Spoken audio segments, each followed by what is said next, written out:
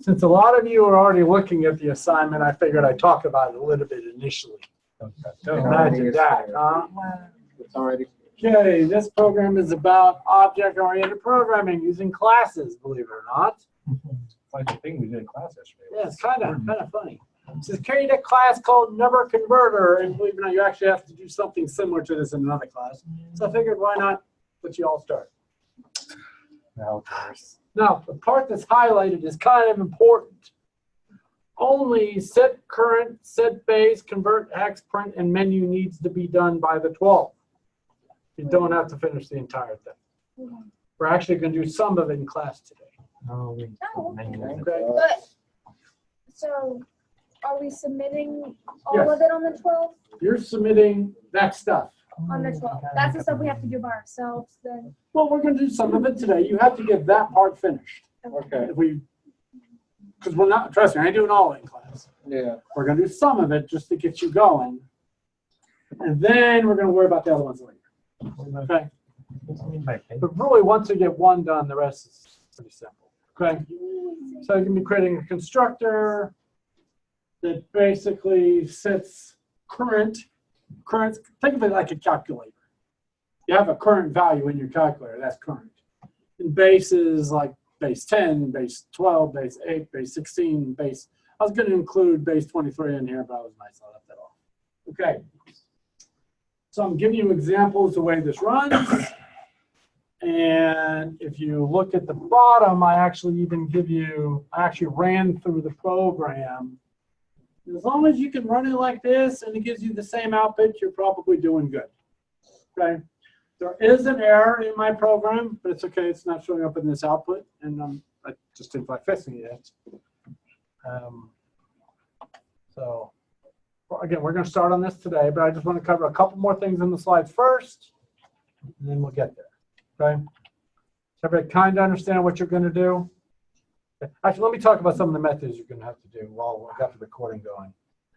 When you first start this thing, you can create an instance of the class. That's what this is saying. Num1 is equal to number converter. Okay? Make sense? Everybody with me there?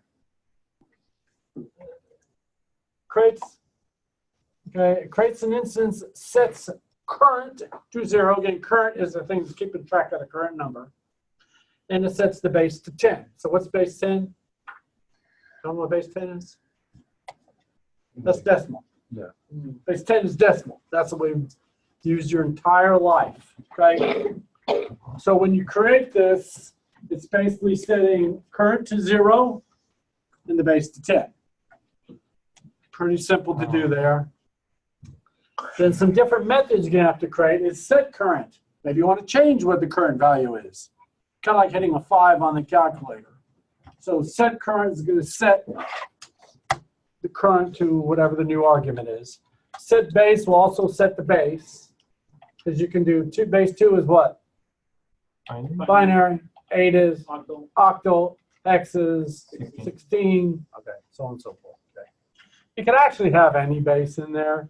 You could have base 19, base 17, but you could have any of them. And then I want some different methods to convert binary, convert hex, convert octal, convert decimal. Okay. Technically, I already know this, you could make one method that does all of them. I was going to do that, but I said, nah, let's just go this way first. But if you would like to do that, you are totally fine with making one method that does all the conversions in it. It's very simple to do. It's a little bit more complicated. I just didn't want to include that part yet. Then I want a method called print that prints out the current base. In my example here, when I hit print, it will say current set to 0, base 10. So if we called our constructor, that would have just printed out what the current one is. And the menu just displays the menu just like this. I couldn't think of an easier way to make the menu, but in that menu, if I press S, I would be setting a value. If I press C, it would be displaying the current. B would be convert to binary. H would be convert to hex, so on and so forth. Okay? So each conversion method should take current, convert to the desired base, also set the base to the new base, then output the corrected number, and I have examples of how all that works here. Do you want a quit method in there, or is that quit? Yeah, that's what the Q is. Okay. Yeah. I mean, you can really just do it in a while loop. You don't really need a method for it. When I hit Q, quits. Okay. Just like in my sample here, I ran it, the menu came up, I hit C for current, and it displayed current set to 0, base 10. Then I hit S for set, and it popped up and said set current or base. So I hit C, so enter new current. So I hit 12 in this example. Then I hit C again. And it says current set to 12 base 10. Again, the base hasn't changed at this point. Then I hit H for hex. It says hex conversion commencing, converting 12 base 10 to base 16. So then that would be the number in base 16, and now the base is set to 16. 0C. Yes. So 12 is actually C. But in hex, I would like you to display it in 2 digits. Okay. You'll learn that when you get into other classes why we're doing that. It's just easier for formatting. Then down here, again, I put current again, and I got 0C base 16. So nothing really difficult. Then I did Q for quit. That's really what I'd like to see you guys have done this week, or by Monday. And we're going to start on it today. Okay, sound good?